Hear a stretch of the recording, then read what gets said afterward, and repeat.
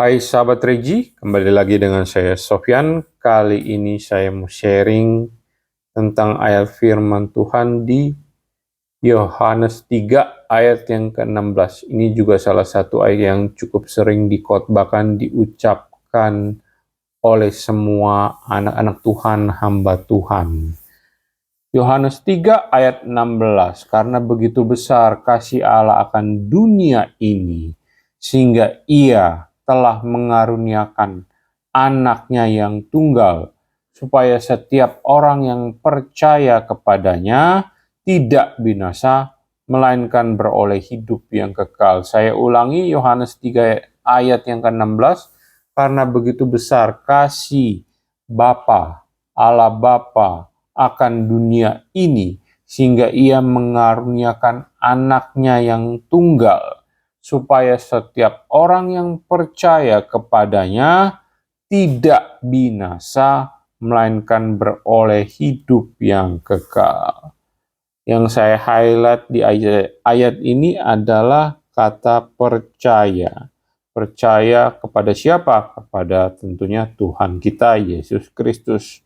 Kalau percaya kepada Tuhan Yesus, konsekuensinya, akibatnya adalah tidak binasa.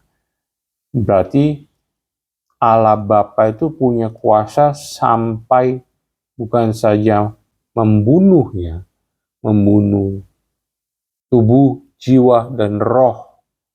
Bukan saja membunuh tubuh dan jiwa, tetapi juga bisa membinasakan tubuh, jiwa, dan bahkan membinasakan roh. Wow, dahsyat sekali kuasa Allah Bapa ya.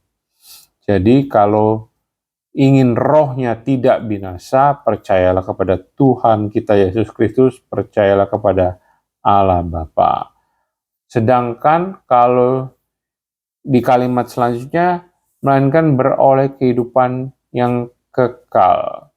Jadi kalau tidak binasa, rohnya tidak binasa, tubuhnya tidak binasa, jiwanya tidak binasa, apa yang diperoleh adalah hidup yang kekal. Jadi kok saya teringat kembali, connect dengan Roma 8 ayat yang ke-6, bahwa keinginan daging itu adalah maut dan keinginan roh adalah hidup dan damai sejahtera. Keinginan daging adalah maut yang menuju kebinasaan, sedangkan keinginan roh adalah hidup dan damai sejahtera. Hidup dalam damai sejahtera berarti hidup yang kekal. Itu yang saya dapat setelah merenungkan ayat firman ini di Yohanes 3 ayat yang ke-16. Intinya atau kesimpulannya yang saya dapat bahwa setiap orang yang percaya kepada Tuhan itu rohnya akan selalu hidup dalam damai sejahtera, hidup dalam kekekalan. Sedangkan orang-orang yang tidak percaya kepada Tuhan Yesus, rohnya akan binasa. Atau bisa dibilang maut, atau bisa dibilang kayak seperti dianalogikan keinginan daging, yaitu menuju kepada kematian dan maut.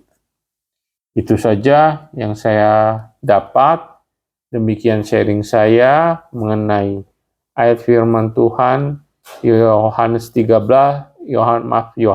ayat 16 yang cukup terkenal, yang sering diucapkan baik di khotbah-khotbah maupun di kegiatan ibadah apapun di agama Kristen. Silakan share jikalau dirasa bermanfaat. Damai sejahtera Tuhan Yesus menyertai kita semua. Amin.